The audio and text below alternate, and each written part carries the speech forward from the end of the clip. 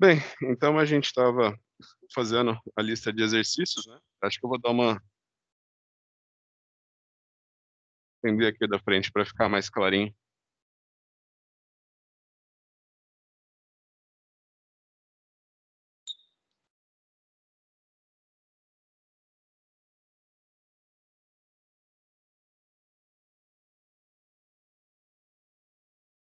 Isso. Pessoal, então eu estava falando para vocês que tem dois métodos que é muito importante a gente trabalhar, né, quando fala de química analítica, né?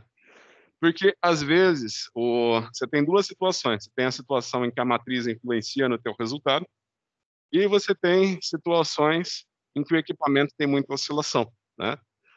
Então, é o que eu estava falando, na aula passada, a gente fez a determinação de proteína em leite, por exemplo, né?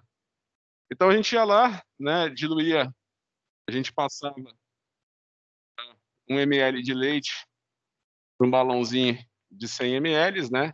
Porque o método de Bradford, ele é muito sensitivo para proteínas, né? Ele é muito sensitivo para proteínas. Aí a gente ia lá, media a absorvância da amostra, né? Em 595 nanômetros. Aí a gente vinha aqui e fazia uma curva, né? Eu preparava diversos padrões de proteína, misturava esses padrões de proteína com reagente de Bradford, né? E lia a absorbância dele. Aí eu obtinha a minha curva analítica, né? Y igual a x mais b. E através da minha curva analítica eu determinava a concentração de proteína no meu leite. Só que tem casos, né? Tem casos que a matriz influencia muito no teu resultado, né? Então, por exemplo, pode acontecer eu ter, a gente chama isso de calibração externa, né? Eu faço a curva analítica na minha, eu faço a curva analítica, né, usando só padrões. Aí, se eu pego e faço essa mesma curva analítica em leite, pode ser que ela tenha uma inclinação diferente, um coeficiente angular diferente, né? Então, por exemplo,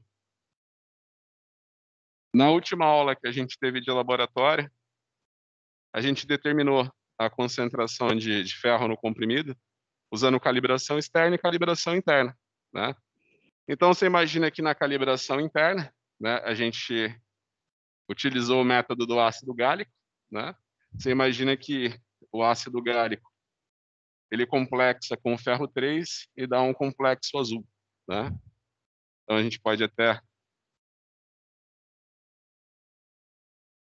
colocar aqui o ácido gálico, ele reage com o ferro 3 e dá um complexo azul, né? Então, a gente preparou os padrões de ferro 3,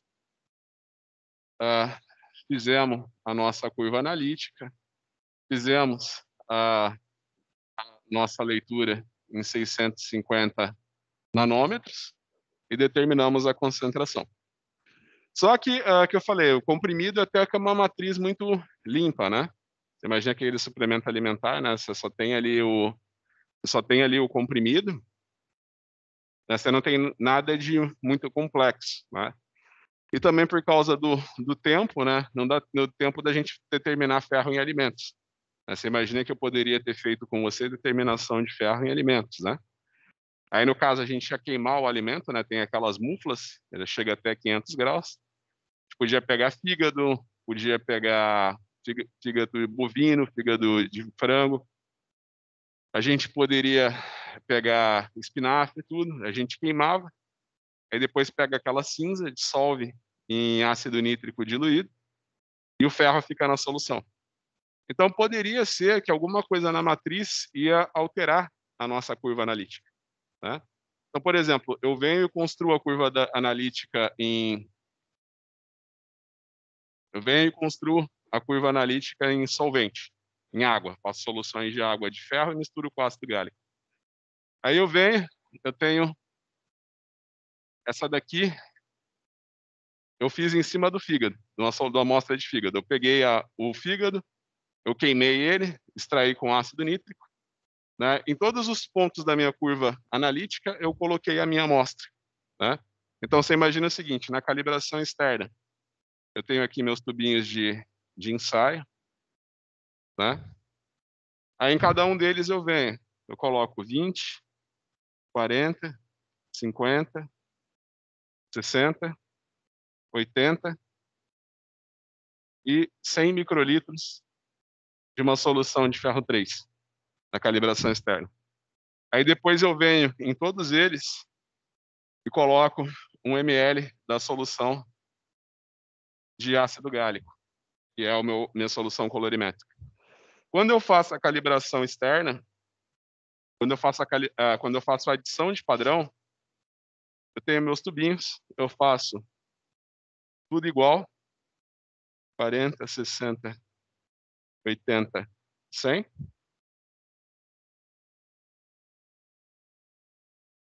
Microlitros de ferro 3. E em todos eles, eu coloco 100 microlitros da amostra. Então, você imagina que todos os pontos da minha curva vão ter uma concentração crescente de ferro 3 e vão ter a mesma concentração de amostra.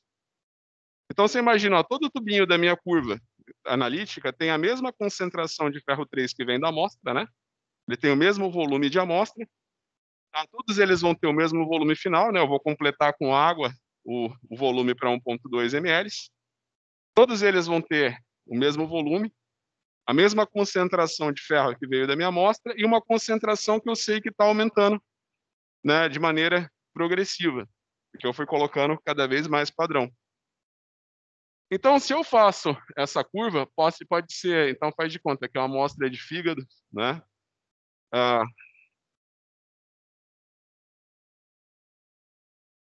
Aqui é uma amostra de espinafre. E aqui eu vou ter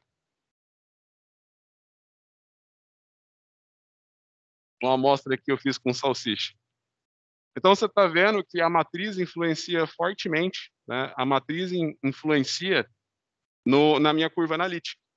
Então, se eu pegar essas amostras, né, de fígado, de espinafre, de salsicha, e simplesmente vir aqui, colocar 100 microlitros de amostra e 1 ml de solução colorimétrica, e vir aqui e medir a concentração com a curva analítica, eu vou estar cometendo um erro muito grande, né? Por quê? Porque a matriz influencia no meu resultado.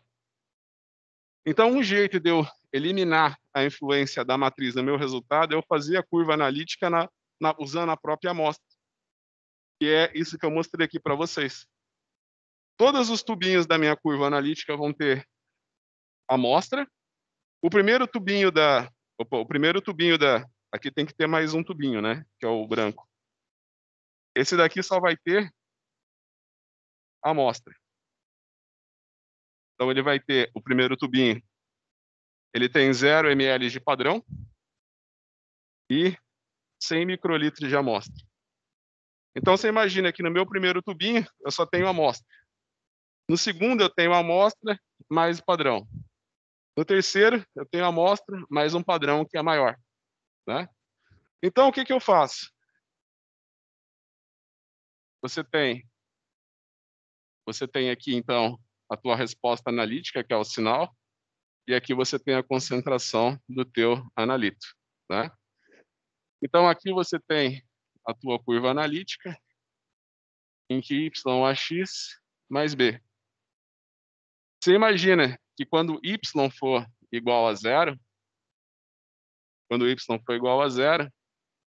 x vai ser igual a b dividido por a. E a concentração da tua amostra vai estar aqui. Você determina a concentração da amostra fazendo o coeficiente linear dividido por coeficiente angular, né? Esse é o método da adição de padrão. E você imagina assim, que em estudos clínicos, né, que nem agora, né, a gente estava falando da Coronavac, das vacinas, Você imagina que não é só vacina, é qualquer produto clínico você tem que fazer um teste, né. Então antibiótico novo, qualquer coisa, né, tem que fazer um estudo clínico. Aí você imagina que, por exemplo, você está trabalhando com sangue você tem que, acho que, para medicamento, você tem que testar no mínimo 100 pessoas, né.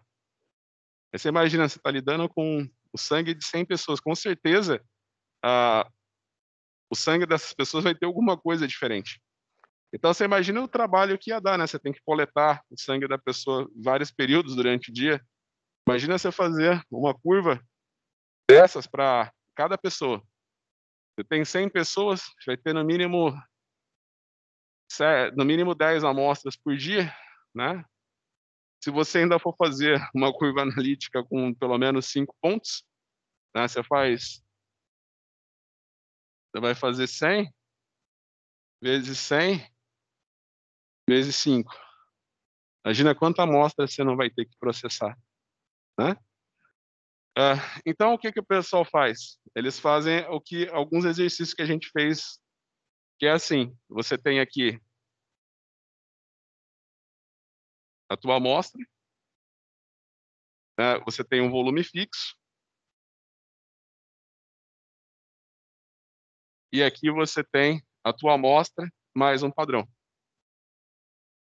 Aí você só tem 2 pontos.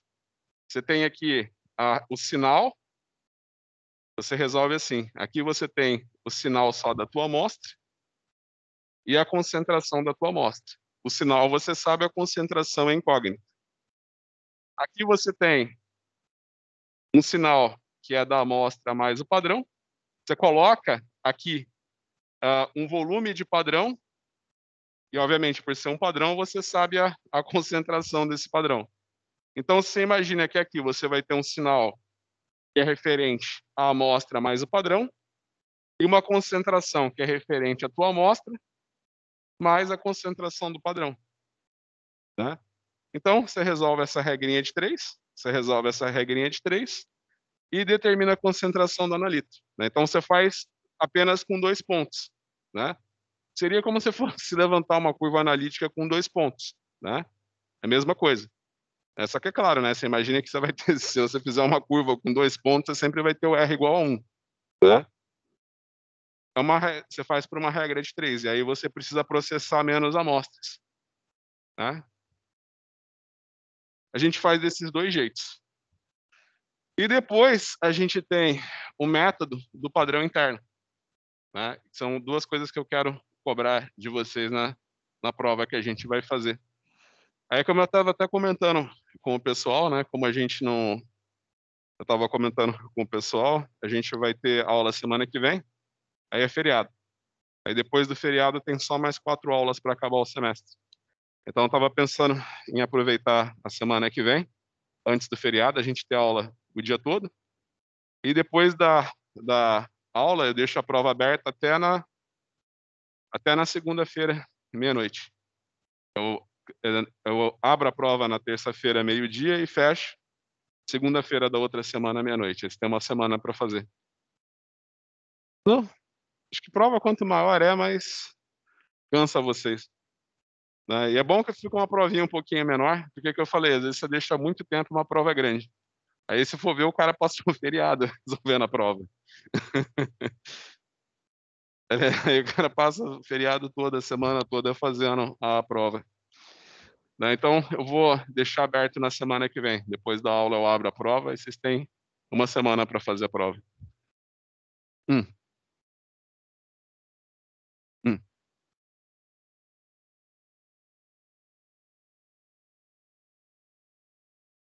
espinafre.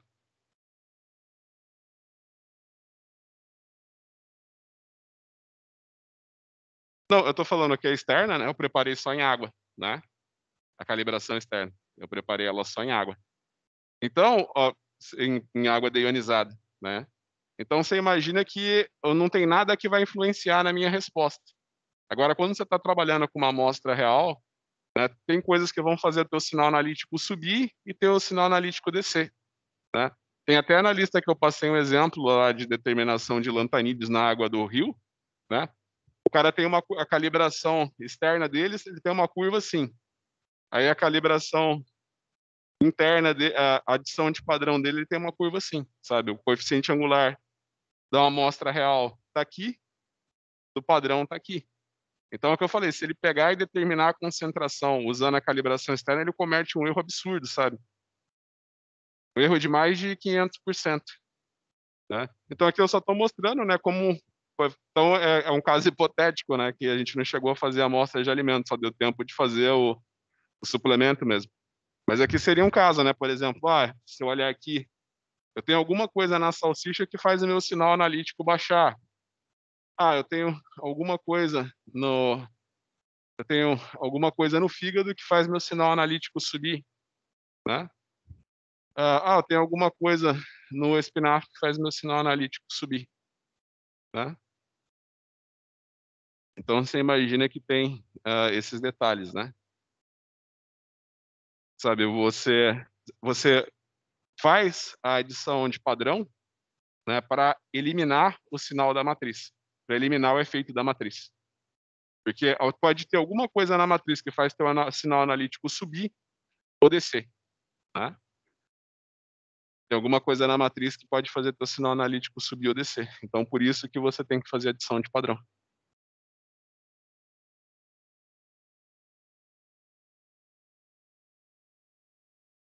Não, no caso do ácido gálico, a gente leu em 650.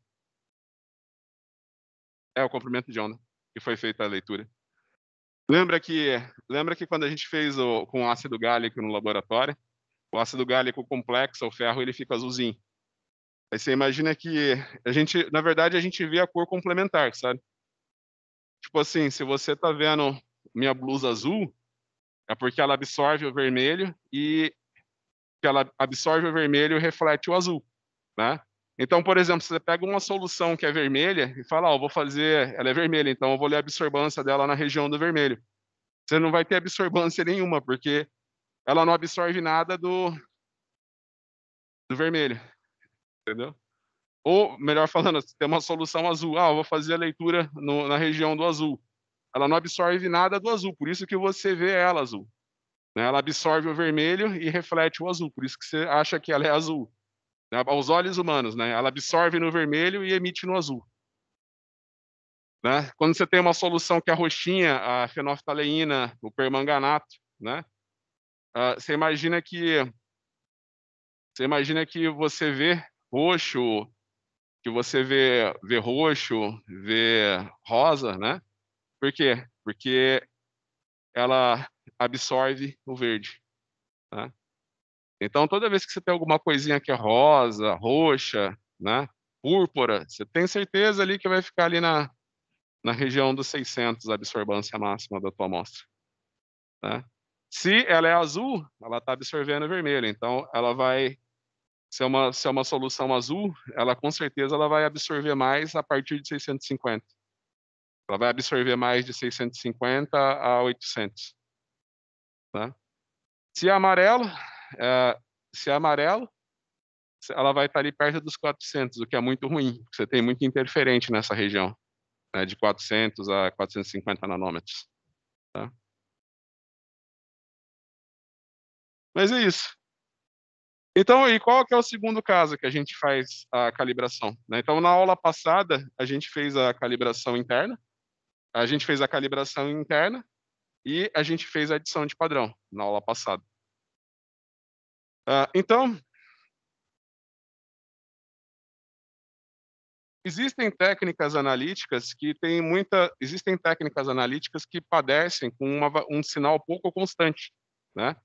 Por exemplo, você tem aquelas técnicas de emissão na chama, né? Então, você está aqui soltando as gotículas, né? Você imagina que a emissão na chama é basicamente isso. Você tem um caninho, né, que vai espirrar a tua amostra na chama.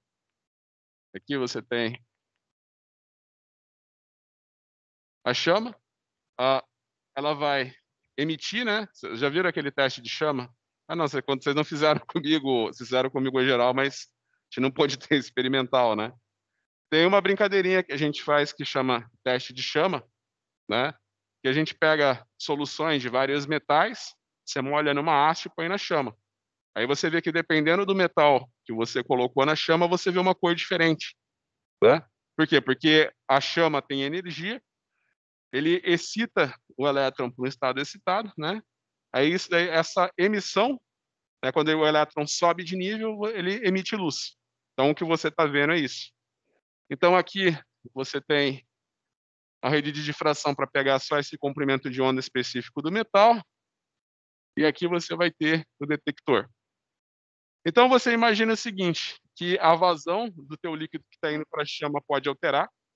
Durante esse processo, você está analisando milhares de amostras, né? Você é um engenheiro que está trabalhando lá numa fábrica de cloro-alcális, e tá, aí toda hora está chegando amostras diferentes de sal, você quer ver a concentração de sódio e potássio nas amostras que está chegando na fábrica. Então você imagina que o equipamento trabalha 24 horas. Só vão pôr na amostra ali e ele vai analisando. Você imagina que a vazão do líquido que está chegando na chama, por algum motivo, pode ser alterada, e com toda certeza, a temperatura da tua chama vai ser alterada. Você tem uma chama ali, é uma chama mesmo, né? O que queima aqui é uma mistura de oxigênio, obviamente, né? Para ser uma chama tem que ter oxigênio, e o gás é o acetileno. Então imagina, você tem uma chama e você está ali borrifando água na chama. É óbvio que a temperatura dessa chama vai variar, né? Então você imagina que como a temperatura da chama varia, a resposta também vai variar. Então faz de conta, você está analisando 100 vezes a mesma amostra. Então aqui você tem o sinal analítico e aqui você tem o número de repetições, né? Aí você vai ver, você vai ter umas coisas assim, tipo um dente de serra. Aí vai falar, poxa, mas se eu estou passando a mesma amostra, o sinal não tinha que ser sempre o mesmo, né? Eu estou passando sempre a mesma amostra, eu acho que o meu sinal tinha que ser assim, né? Tinha que ser uma linha reta, mas tem hora que ele sobe, tem hora que ele desce. Não, é óbvio, porque a chama ela está esfriando e aquecendo, é um fenômeno que você não controla. Uma hora ela está mais quente, uma hora ela está mais fria. Se ela está mais quente, o sinal é maior, se ela está mais fria, o sinal é mais baixo. Então é difícil, né? Então tô passando a mesma amostra, uma hora ele fala que tem uma concentração 14, outra hora fala que tem uma concentração 6. Né? Então não vale nada essa técnica. Não, eu vou colocar um padrão interno. Em toda amostra que eu analisar, eu vou colocar um analito que eu sei que não tem na minha amostra. E é claro, né, eu vou saber, todas as minhas amostras vão ter a mesma concentração daquele padrão interno. Para que isso serve, professor? Você imagina que se a chama esfriar, a resposta do analito vai ser menor, a do padrão interno também vai ser menor. Então, se você faz um gráfico da resposta do analito e da resposta do padrão interno, você vai ter uma coisa assim, a resposta dos dois está variando. Agora, se você faz uma razão entre a resposta do analito e a resposta do padrão interno, aí você vai ter uma maravilha assim, ó. Porque a flutuação de um corrige a do outro. Né? Então, você imagina a chama esfriou, a resposta do analito diminui, mas a resposta do padrão também diminui.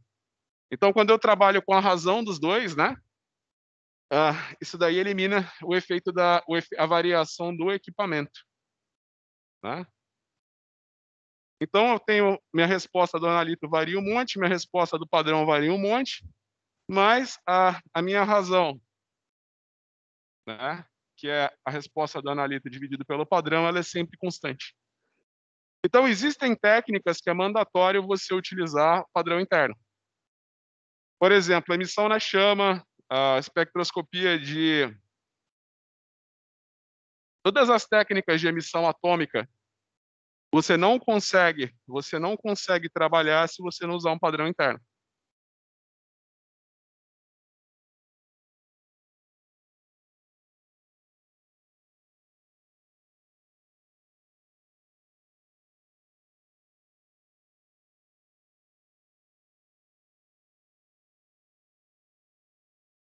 Então, por exemplo, tem a cromatografia gasosa. eu já falei para vocês.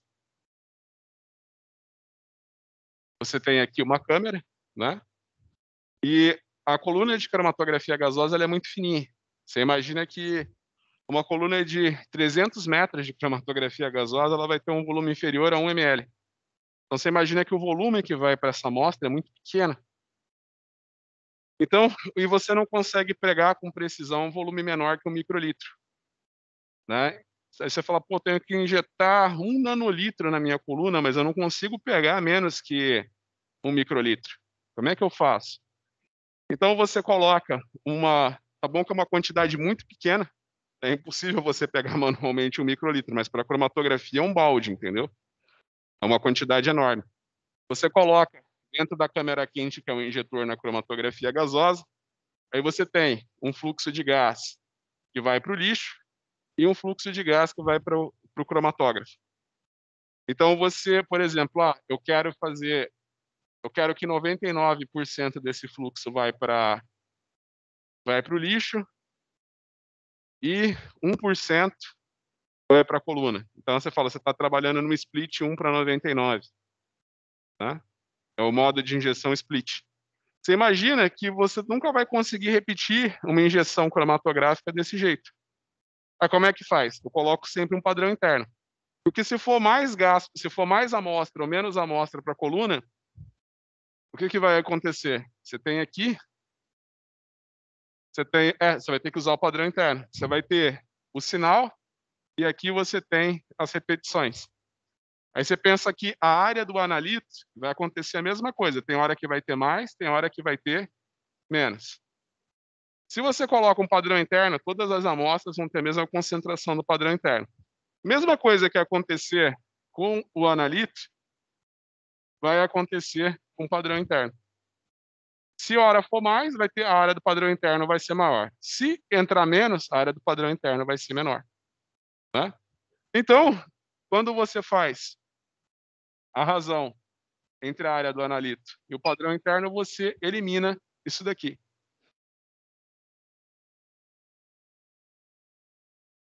Por definição, é sempre o analito pelo padrão, por definição, né?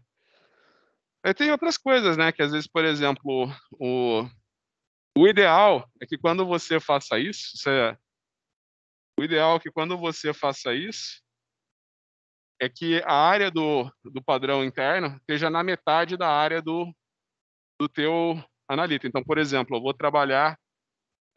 trabalhar numa concentração, numa faixa de concentração de 5 a 50 unidades por litro, né? Então, estou trabalhando de 5, não, para cromatografia, 5,50 miligramas por litro é uma concentração muito alta, né?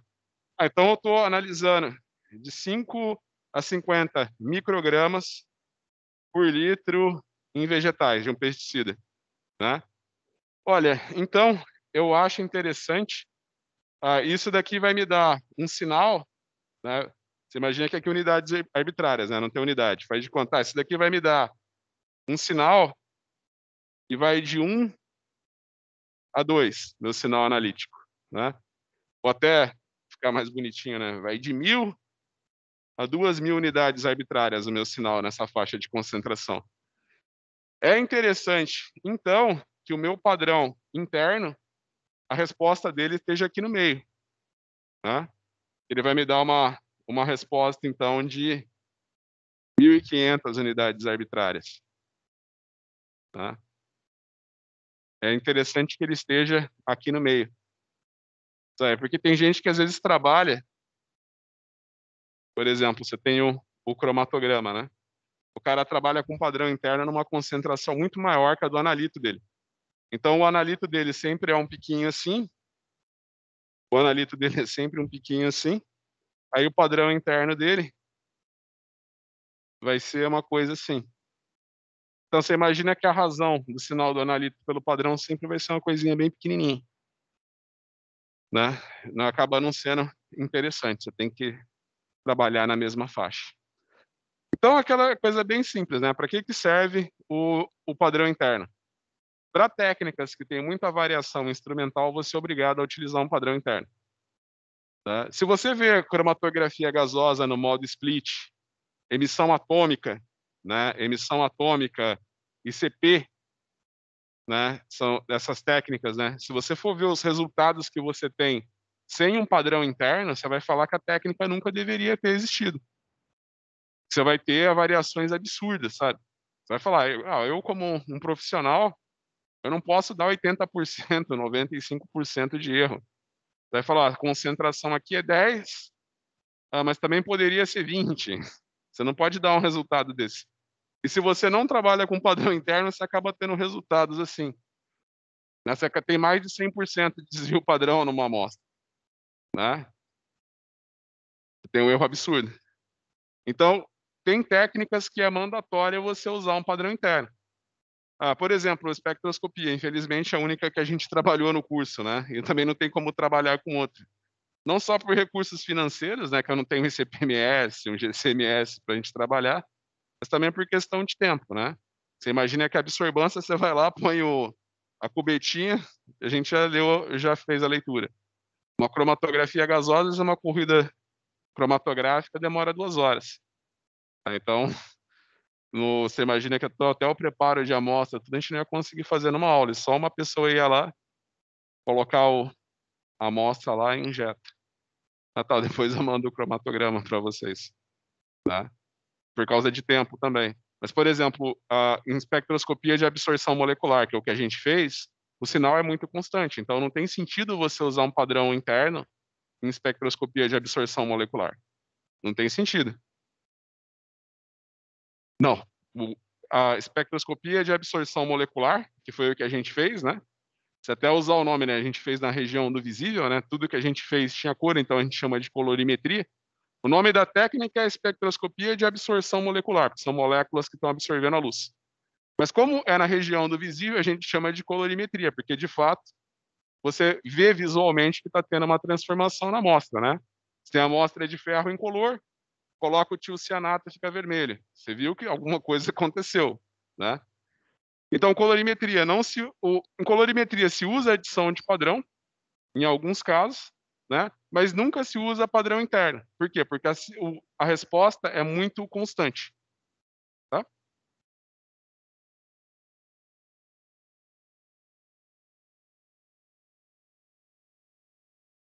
Outras técnicas?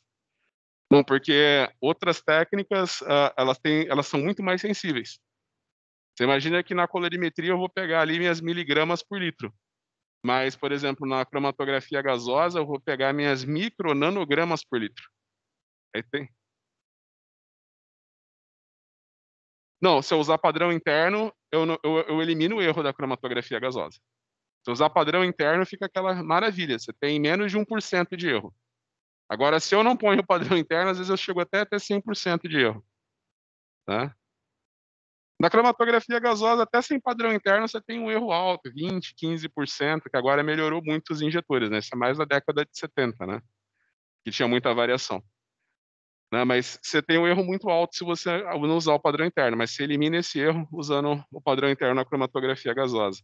Agora emissão na chama, ICP, que no lugar da chama você tem um plasma, né, meu Deus, se você não usa um padrão interno, teu erro vai lá em cima, absurdo, tá.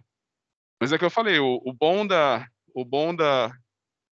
cromatografia gasosa também, das técnicas cromatográficas, é que você analisa milhares de analíticos ao mesmo tempo, né. Por exemplo, quando tem Olimpíada, tem 1 zilhão lá de substâncias proibidas que são, se tiver no teu sangue, ah, vai ser pega como doping, né. Então você tem que pegar uma concentração muito pequena e você tem que ver todas aquelas drogas numa só análise. Então tem uma lista lá com 2.000 substâncias proibidas. A cromatografia líquida ou a cromatografia gasosa, eu consigo testar essas 2.000 substâncias numa única análise, né. A desvantagem da colorimetria é que eu pego só um analito, né. A desvantagem dos métodos colorimétricos é que eu pego só um analito e eu não consigo eu não consigo pegar concentrações muito baixas, né. Eu tô ali o máximo que eu consigo detectar é miligramas por litro. né? Concentrações baixas eu não pego. Tá? Então, essa é a grande desvantagem da colorimetria. Um único analito por vez e um limite de detecção de quantificação muito alto. Eu não consigo determinar pequenas concentrações. Cada atleta você faz 2.000 testes. Né? Você faz de conta, não, vamos fazer por colorimetria, que é mais barato que a cromatografia. Imagina, cada atleta você vai fazer 2.000 testes. Quantos atletas tem numa Olimpíada? Passou 5 Olimpíadas e ainda não processou as amostras. Né? Tipo, o cara tá até velhinho lá, assim, de andador, o cara ganhou a prova de atletismo. Ó, vem cá, a gente vai tirar a tua medalha de 30 anos atrás, que a gente chegou agora da tua amostra, a gente viu que teve doping, né? É muito rápido por cromatografia, né? O pessoal da Federal do Rio de Janeiro, na época das Olimpíadas aqui no Rio, no Brasil, eles adquiriram, né, um LCMS, que é a cromatografia líquida acoplada à espectrometria de massa, justamente para poder processar um número alto de amostras. Tá? Bem, então, eu já falei isso daqui, então agora vamos para os exercícios. Eu falei, se a gente fala, você só vai saber se você entendeu mesmo na hora que você fizer um exercício. Hum? Essa é tudo teórico. Agora a gente vai ver se vocês entenderam mesmo fazendo o exercício. Então tem a lista de exercícios que eu passei para vocês. Deixa eu ver uma coisa. O exercício 15 a gente chegou a fazer? Pessoal que está em casa, vocês lembram qual que foi o último exercício que a gente fez? Eu não olhei a aula no YouTube. Você lembra da lista qual que foi o último que a gente fez? Vocês não estão lembrados, então acho que não vai ter problema se eu fizer de novo. Já que vocês não estão lembrados de onde que parou, então se eu fizer de novo o exercício, não tem problema.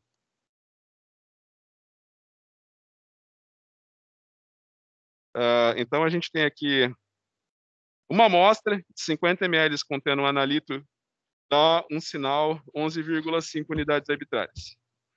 Uma segunda alíquota de 50 ml de amostra, que é misturada com 1 ml de uma solução padrão de 10 ppm do analito, dá um sinal de 23,1.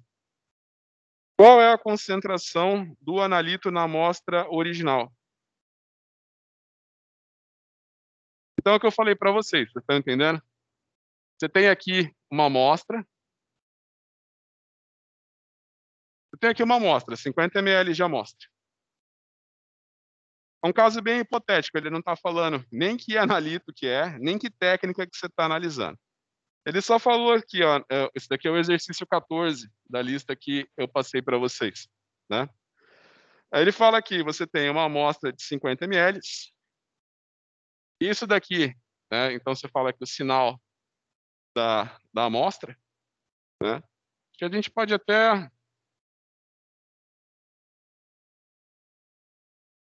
vou falar o sinal da amostra. Então você imagina que poderia representar como um A, né? Então você imagina que o X é porque é a amostra desconhecida, né? Então eu estou falando que eu tenho uma concentração aqui, né? A concentração a gente representa como X. Eu tenho uma concentração aqui que eu quero saber. E essa amostra tem 50 ml. Aí eu vim aqui e e passei, que eu falei, tá vendo? Ele nem fala que técnica que usou. Eu li a absorbância. Ele falou que eu obtive um sinal analítico para essa amostra de 11,5 unidades arbitrárias. Aí eu tenho uma segunda amostra. Eu tenho essa mesma amostra, aliás. Ela tem 50 ml.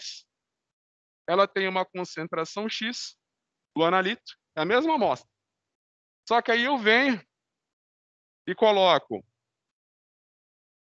Eu venho aqui e coloco 1 ml de um padrão, né? padrão, então, a gente representa como S de standard, e o volume dele também a gente representa como S de standard, né? Então eu coloquei um volume do padrão igual a 1 ml, e eu sei que a concentração desse padrão é de 10 ppm. Então, agora, minha concentração aqui é a concentração original da amostra, mais a concentração do padrão. Não, eu coloquei 1 ml de uma solução 10 ppm. Só que o volume aqui tinha 50 ml, agora eu tenho 51 ml, então eu tenho que calcular essa concentração, né? E eu vou ter um sinal, analítico, né? Então eu vou colocar aqui, né, como AS, que é o sinal da amostra mais o sinal do padrão, né? É a amostra que recebeu o padrão. E ela vai me dar um sinal de 23,1 ml. Desculpa, unidades arbitrárias. Então a gente resolve por uma regra de 3, né? Eu coloco aqui que o sinal da minha amostra dividido pela concentração da minha amostra é igual à concentração da minha amostra com padrão dividido pela concentração da minha amostra mais a concentração do meu padrão, tá? É uma regrinha de 3 que a gente faz. Tem só um detalhezinho que poderia, se você não considerar isso, você vai chegar quase no mesmo resultado. Você pode imaginar que aqui eu coloquei 1 ml de amostra, tá vendo? Então, 1 ml de padrão. Então, você imagina que o volume interno, o volume final aqui vai mudar. Então, você imagina que aqui a minha concentração ela vai ser multiplicada por 50 dividido por 51. Você imagina que esse fator vai ser mínimo, né? 50 dividido por 51 vai dar 0,998. Então, se a gente até desprezar isso, o resultado vai ser muito parecido, né? Mas a gente pode incluir isso no cálculo. Então, eu vou colocar aqui um x' e um s'. Por quê? Porque a minha concentração mudou, né? Porque eu tinha uma concentração de 10 ppm no ml, mas agora eu tenho 51 ml de volume final, né? Então eu vou calcular a concentração do meu padrão, né? Eu vou calcular a concentração do meu padrão, que vai ser 1 ml vezes 10 ppm dividido por 51 ml. Quanto que isso daqui vai dar?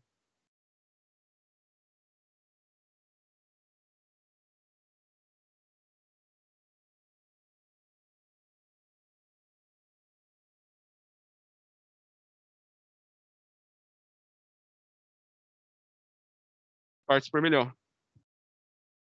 Então, miligrama por quilograma ou miligrama por litro. Você imagina que 1 litro de água tem 1 quilo?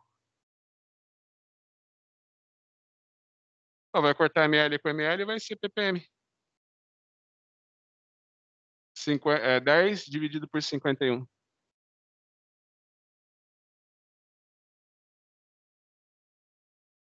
0,19. Tá bom. 0,19 ppm, né? E você imagina, então, que a minha amostra aqui, né? Ela vai ser diluída, né? Então, tem o que eu falei, eu vou colocar ela aqui como x vezes um fator de diluição. Esse fator de diluição vai ser 50 dividido por 51. Quanto que dá 50 dividido por 51?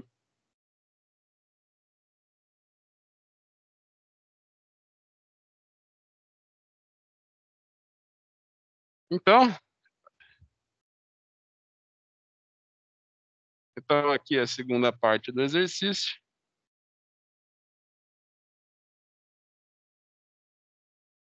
Então, aqui é a segunda parte do nosso exercício. Então, agora eu vou substituir. A resposta para a minha amostra é 11,5 dividido por x. Ou não, até a gente só trabalha antes com os valores, né? Então, por exemplo, eu quero achar o valor de x, né? Então, podemos dizer então que eu vou colocar aqui x vezes d, onde d é o fator de diluição. Eu não vou usar mais f, porque quando a gente vê agora o método do padrão interno, a gente vai usar o f, que é o fator de resposta, tá? Então, a gente pode. Então, aqui eu vou colocar x vezes d.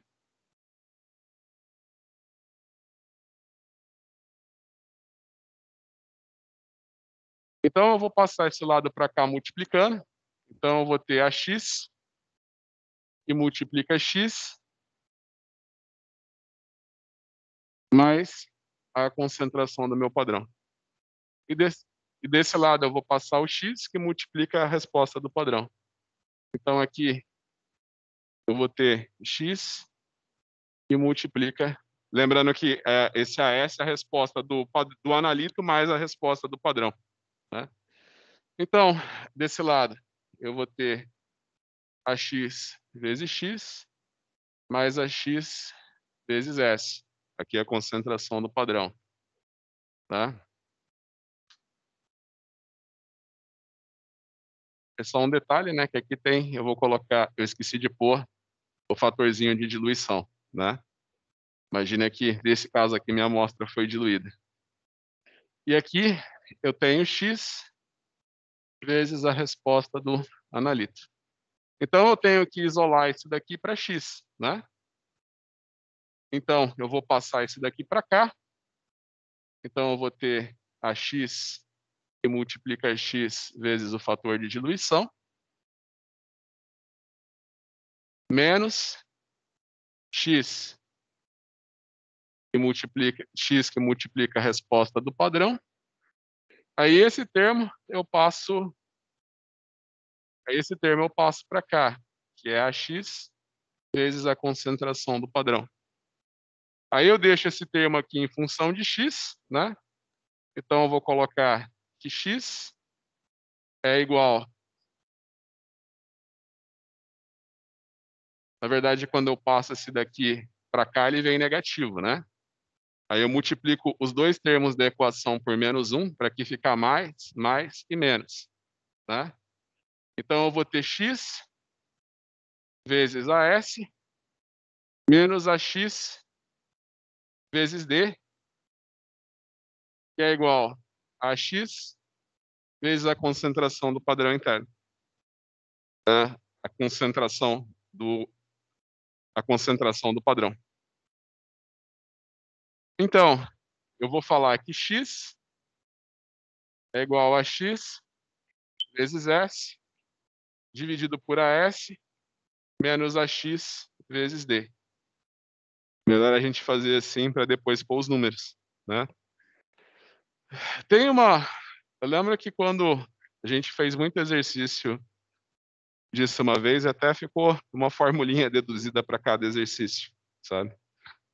Mas assim, dá a impressão que para resolver o exercício você tem que decorar uma formulinha. Não, ela vem só disso daqui, né? Você monta a regrinha de 3, tá vendo? Nesse caso, o x teve um dzinho, né? Teve um fator de diluição que a gente poderia até desprezar, que você viu que é 0,98. Né? Se você não colocar esse 0,98 aí, vai influenciar quase nada na tua resposta, né? Porque eu tinha 50 ml de amostra, eu misturei com 1 ml de padrão interno. Então, 50 mais 1, 51, mas é uma diluição mínima, eu poderia ter desprezado até. Então, a gente só pegou esse termo, passou para cá multiplicando, e esse daqui passou para cá multiplicando. Então, tem a concentração do analito, vezes a resposta da amostra, mais o padrão. Aqui é a concentração do analito, mais a concentração do padrão, vezes a resposta da amostra. Aí a gente só multiplicou e isolou o meu termo que eu quero, que é a concentração do analito, que é o x, né? A gente só isolou o x. Aí você imagina que esse termo aqui veio para cá e esse daqui veio para cá. Esse veio negativo e esse veio negativo. Aí eu multipliquei os dois lados da equação por menos 1 para aqui ficar positivo e aqui negativo. Aí eu isolei para x esse termo aqui, tá vendo? Ó, x e x. X que multiplica a S menos AX vezes D, igual a X mais multiplicando a concentração do padrão. Aí esse termo eu passei, tirar esse aqui, né? Aí esse termo eu passei para cá dividindo. Né? Então é só substituir. A resposta do padrão é 11,5. A concentração do padrão interno, no padrão que eu adicionei, né? No padrão interno é outra coisa. Né? Aqui é o padrão que eu adicionei, aqui é o método da adição de padrão. A concentração do padrão que eu adicionei é 196 ppm.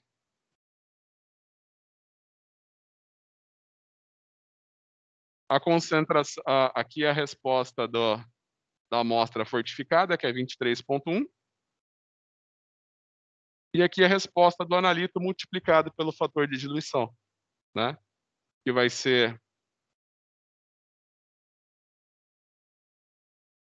11,5 vezes 0,98. Tá? Quando for fazer esse daqui, não esqueçam de usar os parênteses, né? Você coloca 11,5 vezes 0,196, dividido, abre parênteses, 23,1. E tem que repor outro parênteses para pôr 11,5 vezes 0,98. Ou faz antes 11,5 vezes 0,98. Quanto que isso daqui vai dar?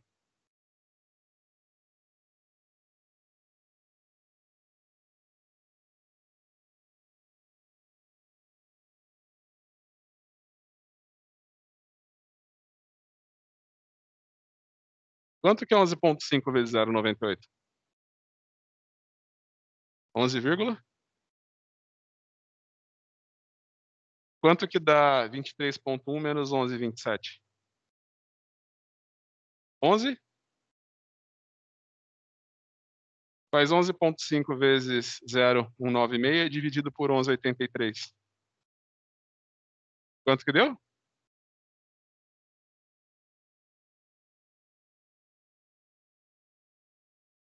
É. A tua unidade sempre vai ser a unidade do padrão que do padrão que você adicionou. Você fala, eu coloquei um padrão que é 1 grama por litro, então a tua resposta vai ser grama por litro.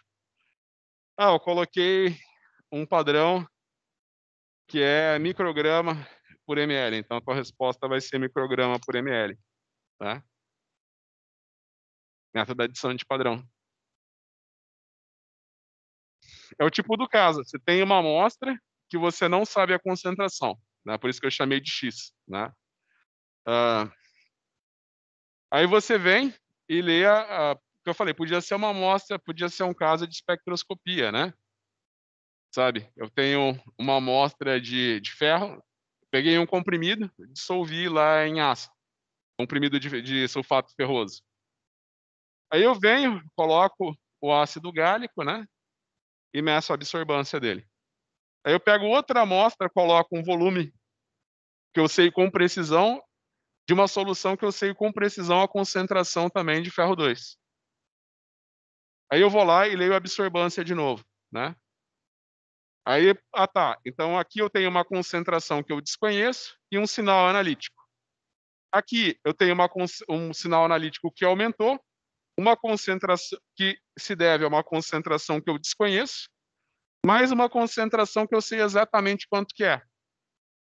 Aí eu consigo determinar a concentração fazendo uma regrinha de 3. Você pode ver que o que aqui a gente fez é uma regra de 3, né? É, é uma regrinha de 3, ó. Aqui eu tenho uma concentração desconhecida e uma resposta analítica conhecida. Aqui eu tenho uma resposta analítica conhecida, que se refere a uma concentração conhecida, né? E uma concentração desconhecida. É uma regrinha de 3, sabe? Como se eu viesse aqui, ó. Onde eu posso apagar. Vou pôr. Vocês já copiaram tudo? Pode apagar? Sim.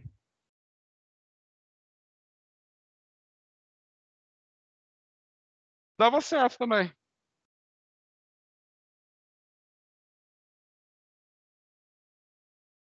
Tudo a mesma coisa, da mesma coisa. Fica a gosto do cliente. A gente até pode fazer de novo assim, sabe. Ah, então você não, na verdade é que tem um detalhezinho aqui, não ia dar certo porque, ah, você tem um fator tipo assim, se eu tivesse pegado os 2 frascos e levantado para 60 ml, aí no final eu podia fazer o fator de diluição. Mas nesse caso, uma não foi diluída e a outra foi, né. Mas é que eu falei, ó, quer ver? Vamos até fazer de outro jeito para vocês verem. Eu vou desprezar esse fator de diluição, que ele é 0,98, né. Vocês vão ver que a resposta vai ser vou deixar aqui só a resposta, tá vendo? É, é muito pouco, então eu podia fazer até sem colocar o fator de diluição, né, e eu já podia substituir tudo, né. Então, por exemplo, o AX, que é a resposta da amostra, eu sei que é 11,5. Então podia pôr aqui 11,5 dividido pela concentração do analito, que é igual à resposta da amostra mais o padrão, que é 23,1. Aqui, a concentração do analito que eu quero saber, mais a concentração do padrão que eu adicionei, que é 0,196 ppm. Podia ter resolvido assim também, ia dar certo. Aí eu ia ter 11,5 e multiplica x mais 0,196 ppm. Isso daqui é igual a 23,1 e multiplica x, né. Então, ah, isso daqui eu ia ter 11,5x mais 0,196 ppm. Isso daqui é igual a 23,1x. Aí esse daqui passa para cá subtraindo, e esse daqui passa para cá subtraindo, né. Então eu vou ter 11,5x menos 23,1x, que é igual a menos 0,196 ppm, né. Eu multiplico os 2 lados da equação, ou nem precisa, né, porque eu vou dividir menos por menos, vai dar positivo, né. Então eu venho aqui, ó, faço os 2 são função de x, né. Então eu venho aqui, faço x, 23 menos 1 mais 11,5, que é igual a menos 0,196 ppm. Tá vendo? Então quanto que é 23,1 menos 11,5?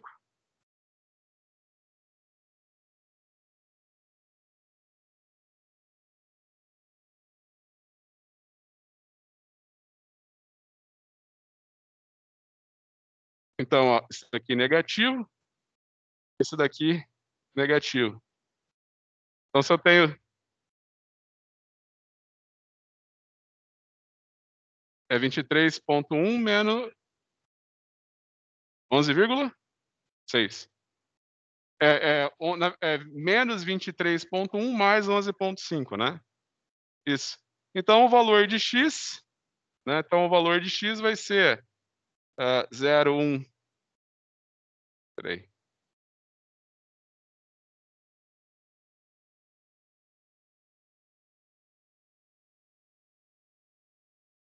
Hã.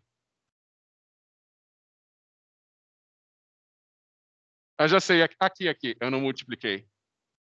É, eu não multipliquei. Então, é 11,5 vezes 196 ppm, tá. Deixa eu só pôr todos então. E aqui, ó, tá. Então, quanto que vai dar essa multiplicação aqui? 2 vírgula?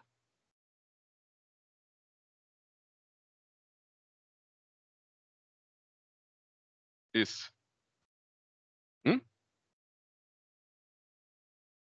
2 vírgula?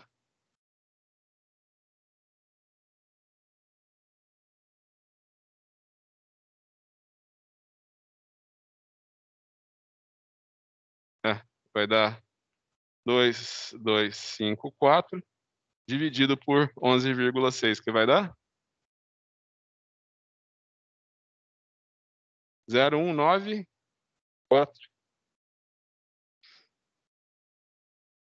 Você vê que é desprezível, né? Você conseguiria resolver dos dois jeitos. É. E quando eu multipliquei aqui, eu esqueci de multiplicar esse daqui, né? Agora tá certo. 11,5 que multiplica 0,196. Né? Mas é que eu falei, né? Fica a critério de vocês, né? Hum? É. Fica a critério de vocês. Vocês podem fazer, a gente pode até fazer dos dois jeitos, né? Para ver qual que vocês acham mais simples.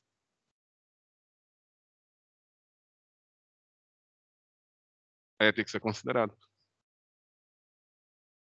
É.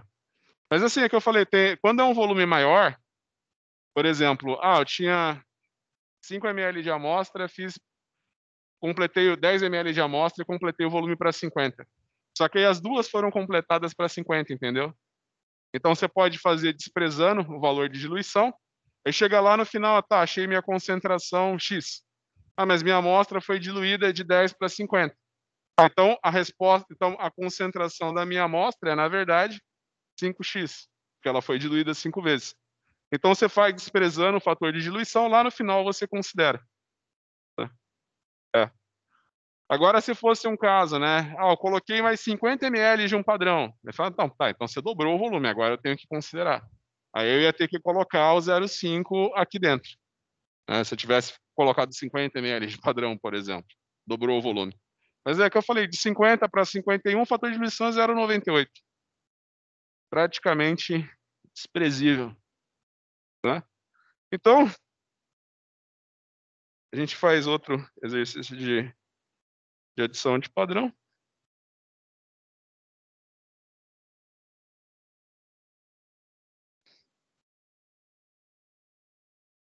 Foi o 11. Então, agora a gente vai fazer o exercício de número 15.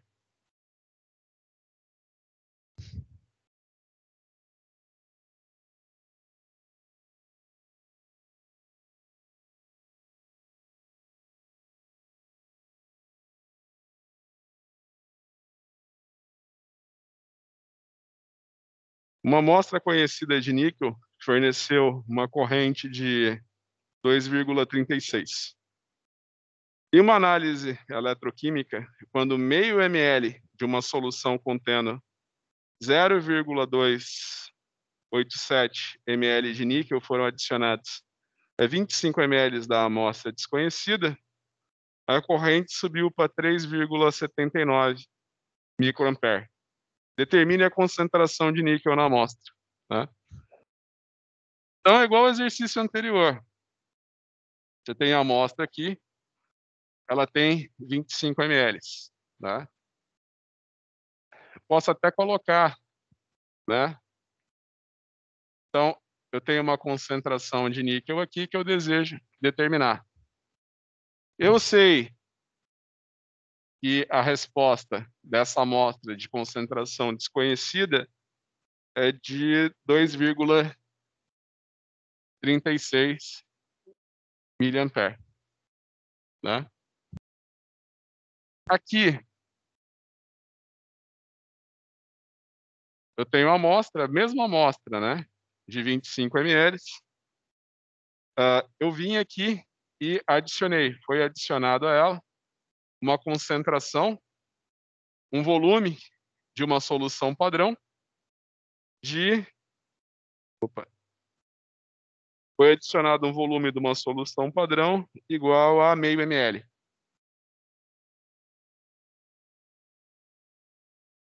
A concentração desse padrão é de 0,287 mols por litro. A resposta dessa amostra, depois que eu adicionei o padrão, foi de 3,79. Qual que é a concentração do analítico?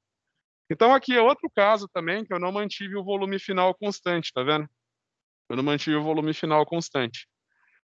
Então, eu posso usar o padrão interno ou não, né?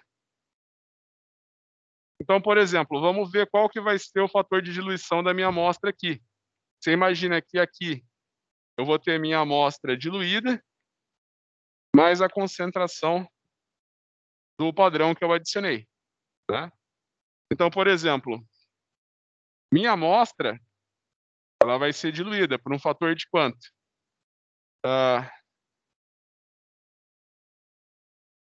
25 dividido por 25, 5, né?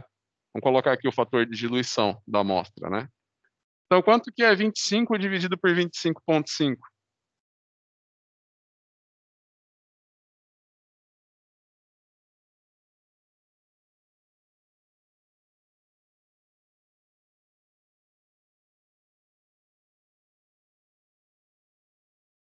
0,98, que a gente pode praticamente desprezar, né?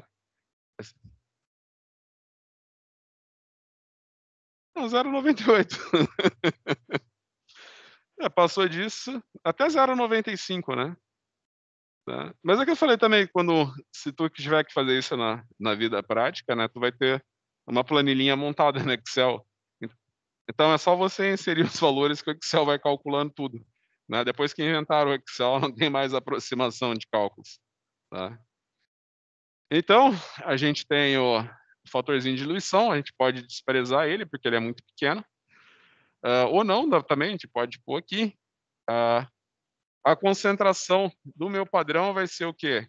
Vai ser o volume que eu adicionei, que é meio ml, vezes a concentração dele, que é 0,287, dividido pelo volume final da solução, que vai ser 25,5 ml.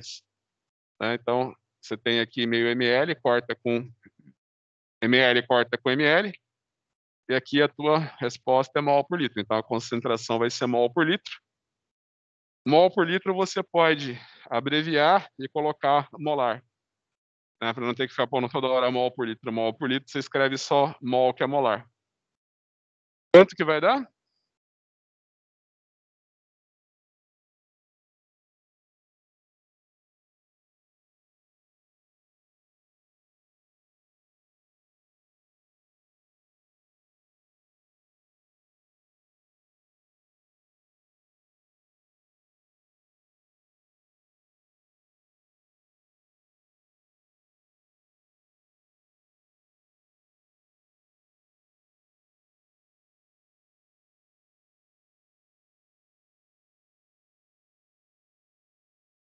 Multiplica por 1.000 a tua resposta. Multiplicando por 1.000? 0,56? Então vai ser 0,56 milimol. Milimolar. Outra coisa também, né? Até quando vocês forem fazer TCC de vocês, quando for mandar artigo, né? As revistas não gostam que você fica assim com o número 000, né? Ou tipo 5 vezes 10 a menos 3, 5 vezes 10 a menos 4, né? Tipo assim, faz de conta, você chega numa medida que é 1 vezes 10 a menos 4, né? Então eles vão falar assim, não, multiplica por 100, né? E representa isso daqui como 100 micro alguma coisa, sabe? Não fica colocando potência nem trabalhando com número assim, né? Tipo, eu tenho 0,01 mol por litro. Não, não. Então escreve, né? Multiplica então por 1.000 e fala que você tem 1 milimol por litro, né? Tanto TCC, dissertação de mestrado, tese de doutorado, especialmente o artigo científico, que hoje tudo você faz é para colocar no artigo científico, né?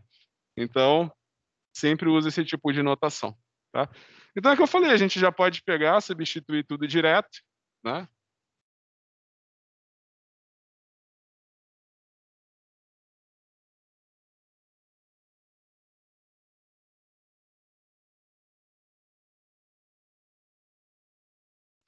a gente pode substituir tudo direto. Então, aqui o AX vai ser a resposta da amostra, que eu coloquei que é 2,36. Então, você tem 2,36 dividido pela concentração de níquel, que é uma incógnita. A amostra que recebeu um padrão de níquel dá uma resposta de 3,79 picoampere. Aqui você tem a concentração do analito vezes um fator de diluição que a gente vai até desprezar, que não vai alterar nada nos cálculos quase, mais uma concentração que você adicionou do teu analito. Essa concentração você sabe que é 0,56 milimolar. Tá? Então, é só você multiplicar em cruz. Então, você tem 2,36 que multiplica x mais 0,56. Isso daqui é igual a 3,79 vezes x. Tá? A gente já pode pegar aqui na forma de x, né? Então, a gente já pode passar e falar isso daqui é igual a x, 3,79 menos 2,36 microampere, que é igual a 2,36 microampere vezes 0,56 milimolar. Então é só fazer essa, quanto que dá essa subtração aqui?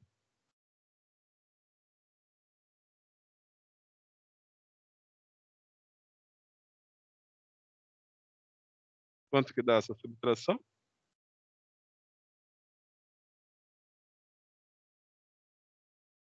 E quanto dá essa multiplicação aqui?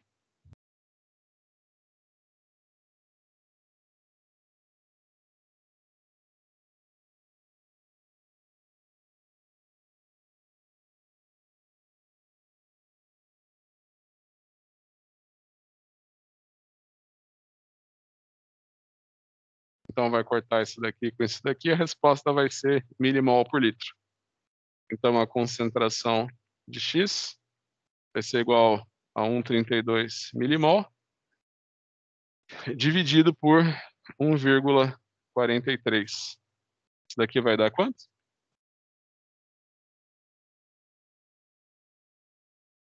0,92 milimolar. Realmente, você já substituindo direto na equação, acho que soa mais fácil para vocês nos cálculos. Tá? O exercício foi sendo feito assim, 1, 2, 3.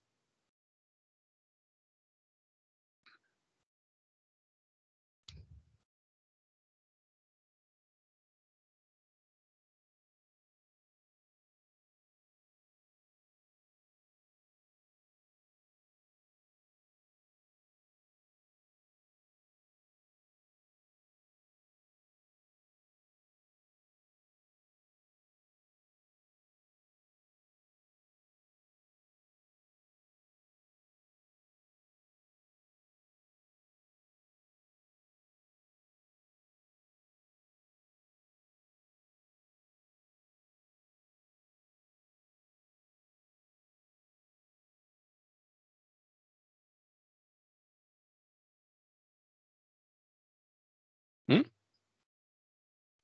Não, é milimolar, né?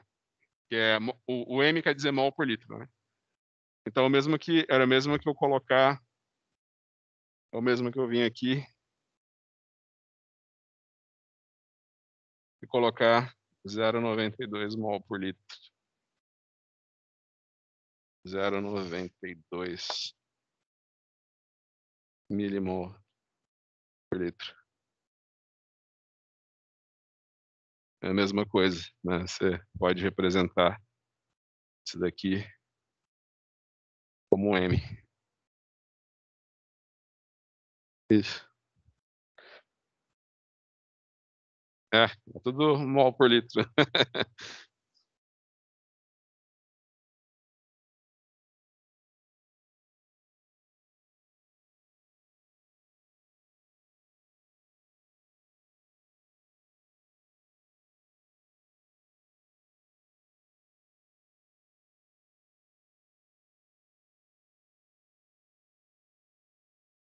É. Deixa eu ver.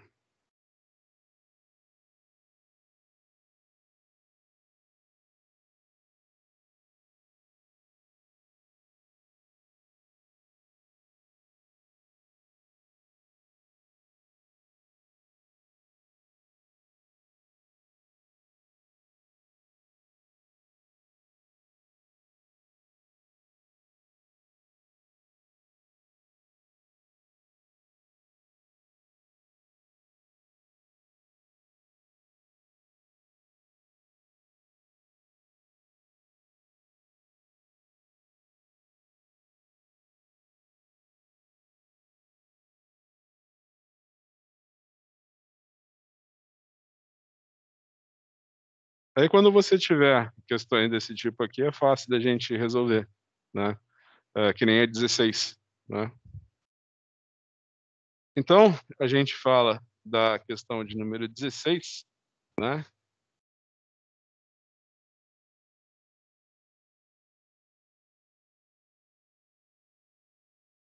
Não, geralmente o fator de diluição ele tem que ser pequeno mesmo, porque talvez se eu faço um fator de diluição muito alto, eu vou diluir minha matriz, aí eu vou mudar muito o sinal da matriz mesmo, né. Então às vezes, né, até você fazendo uma coisa de verdade, né, não só um exercício, né. Você fala: "Pô, mas eu considerei bonitinho todos os fatores, fiz no Excel", né, o Excel faz até na milésima casa depois da vírgula, mas minha resposta está inconsistente com o que eu deveria obter. Aí você vai ver: "Ah, pô, mas eu mudei o volume da minha amostra para o dobro praticamente". Então, o sinal da matriz, né, que a matriz te dá um sinal também, ela influencia a tua resposta. Então minha matriz também, eu mudei minha matriz. Isso daí influenciou meu resultado. A própria amostra, né, é a amostra principal, tá. Aí isso daí faz uma alteração.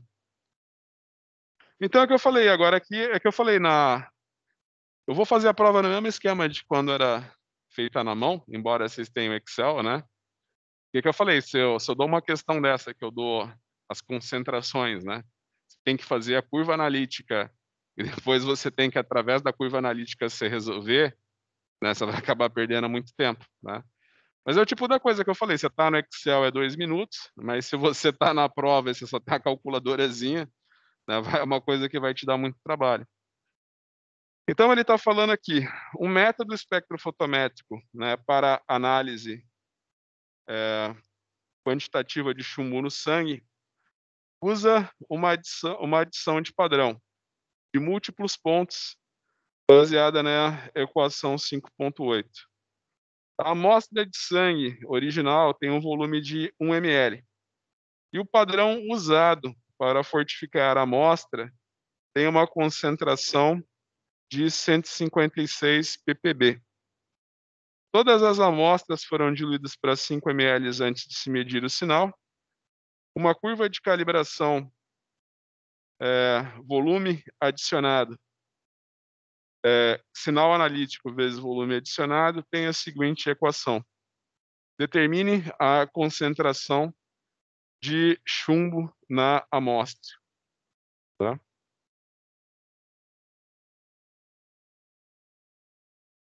Então até aqui em cima tem a resposta do livro.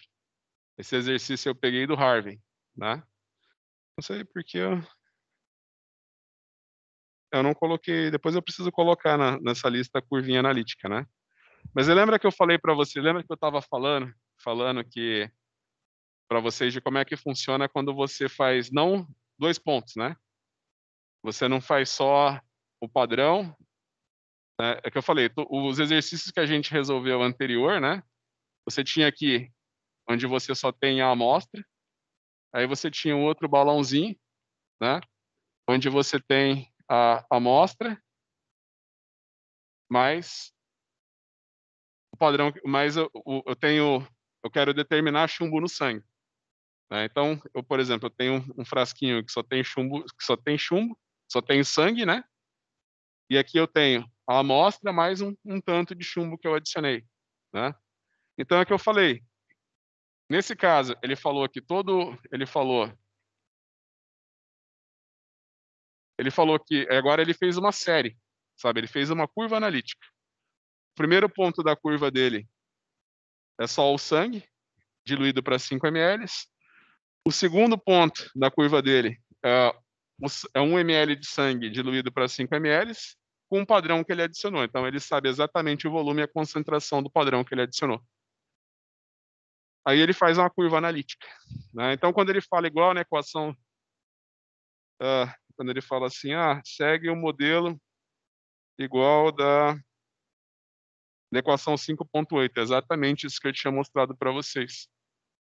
Você tem aqui a curva analítica, aqui você tem o volume de padrão que você adicionou, e aqui você tem o teu sinal analítico. Tá? Você imagina que todas as técnicas analíticas vai ser isso, né? Você vai fazer uma relação do sinal analítico com o volume com a concentração do padrão. Então, você vai ter uma curva analítica.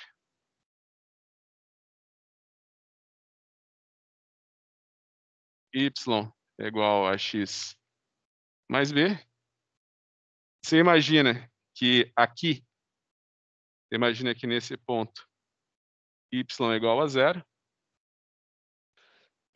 E você vai imaginar que nesse ponto, né, então você imagina que o teu x é o volume de padrão que você adicionou, né?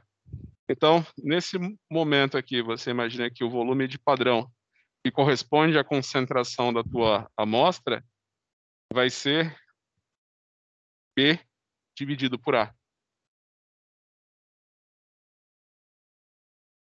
Coeficiente angular, desculpa, coeficiente linear dividido pelo coeficiente angular. Aí você vem aqui,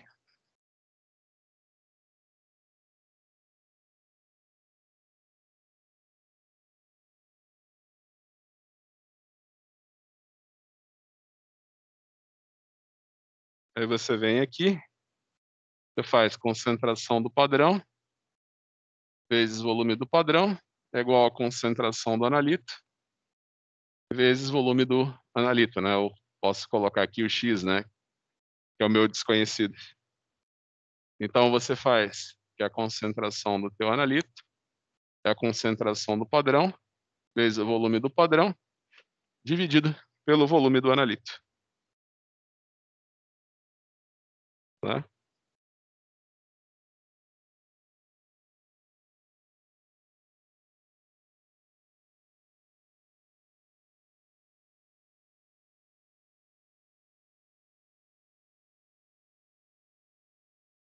Então você pode colocar a curva analítica que o exercício deu para a gente foi ele colocou y igual a x mais b. O que ele deu no exercício foi 0,266 mais 312 x. Da curva analítica que ele deu para a gente, né? Então, você vai dizer que o x, que vai ser igual ao volume de padrão, vai ser igual a 0,266 dividido por 312. Isso daqui vai dar quanto?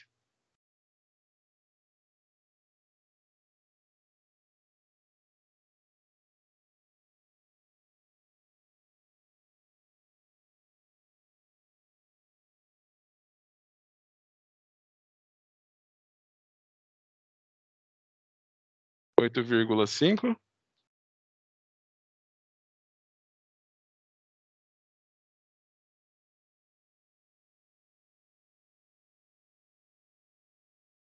Então, é só substituir aqui na curva, né? Então, ele falou que a concentração do padrão é 1560. O volume do padrão que foi adicionado, né, que corresponde ao volume da amostra, né, foi de 8,5 vezes 10 a menos 4, né, e o volume da amostra era de 1 ml, né. Então quanto que isso vai dar?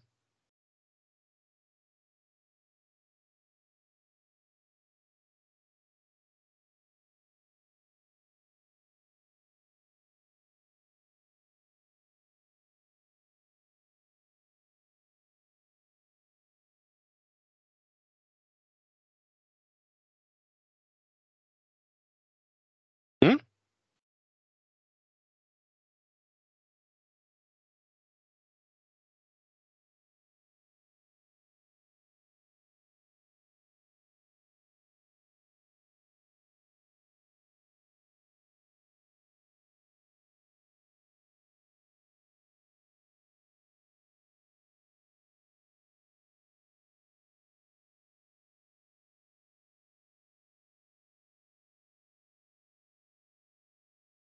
Perfeito.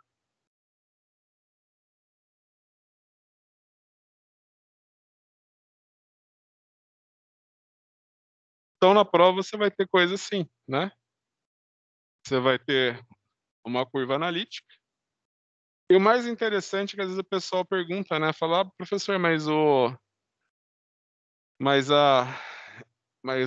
a amostra ela foi diluída, né, você colocou 1 ml num balão de 5, né". Então você imagina que esse método em que eu vou todos os balões eu acertei para o mesmo volume, né, e fui colocando eu peguei todos os balões da curva tinha 1 ml de amostra, todos eles foram acertados para o mesmo volume final, e todos eles receberam uma determinada alíquota do padrão interno, né. Você imagina que quando eu faço desse jeito eu já desconto a diluição. Método da adição de padrão. Exatamente o dos exercícios anteriores, só que nos exercícios anteriores eu fiz com 2 balões. Aqui eu fiz com mais, então eu fiz uma curva analítica, né. Os exercícios anteriores que a gente resolveu, você pode tentar resolver também, né, você vai lá no Excel você vai lá no Excel e faz uma curva analítica. Vai dar um R igual a 1, né, que é 2 pontos, né, e dá para fazer também, né. Só que aqui como são vários pontos, a gente fez pela equação da reta, né, que você imagina que também não é certo você obter uma reta com 2 pontos. Com certeza vai ser linear, né.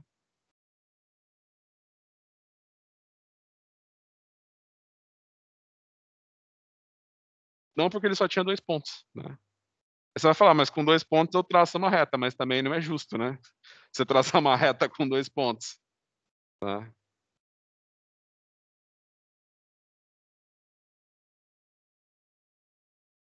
Isso daqui é quando você tem aqueles os 2 anteriores é quando você só tem 2 pontos, e esse método aqui é para quando você tem um gráfico, né.